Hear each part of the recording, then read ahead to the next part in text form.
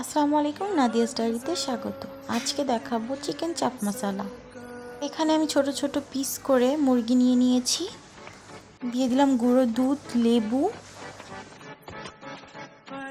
দিলাম সামান্য জর্দা রং, দিয়ে দিলাম কর্নফ্লাওয়ার, দিয়ে দিলাম 1 চা চামচ মরিচের গুঁড়ো, 1/2 চা চামচ জিরার গুঁড়ো, পরিমাণ মতন আদা রসুন পেস্ট দিয়ে দিলাম সয়া সস,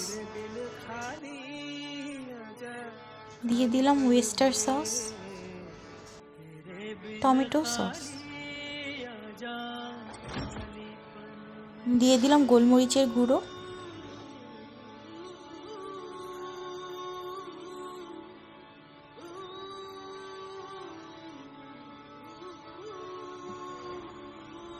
দিয়ে দেব স্বাদ মতো লবণ। এখন এগুলো মেখে নেব।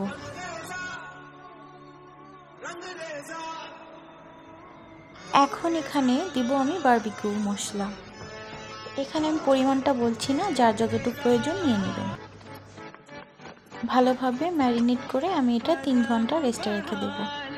3 ঘন্টা পর নামিয়ে এতে পরিমাণ মতন বেসন দিয়ে আমি ভালোভাবে মেখে নেব।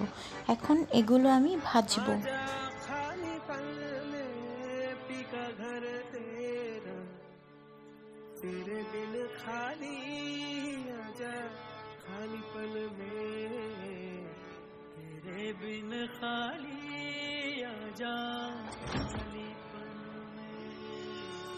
লাল লাল করে ভেজে নিয়ে আমি তুলে নেব। চাপ মশলা করার জন্য বিভিন্ন রকম সবজির প্রয়োজন। আমার কাছে ছিল না, তাই শুধু আলু দিয়েই বানাচ্ছি। আলুগুলো আমি এভাবে কেটে এখন ভেজে নেব। আপনারা এখানে ক্যাপসিকাম, ফুলকপি ইউজ করতে পারেন, তাতে স্বাদ বাড়বে। আমার কাছে ছিল না, তাই আমি এটা দিয়ে করছি। আলুগুলো ভেজে তুলে নেব। এখন দিয়ে দিলাম বাটার। আমি এটা বাটার দিয়ে করব। দিয়ে দিলাম পেঁয়াজ বাটা।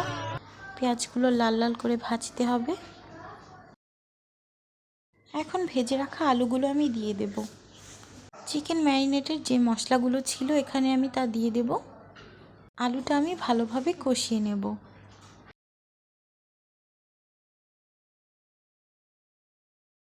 আলুটা কষে এলে এখানে আমি মাংসগুলো দিয়ে দেব।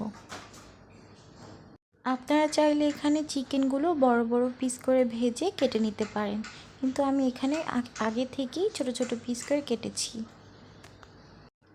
এখন আমি ভালো করে নাড়িয়ে চাড়িয়ে দেব। মাঝে মাঝে একটু মাংসগুলো ভেঙে দেব, তাতে একটু ভালো লাগবে। তৈরি আমাদের চাপ মশলা।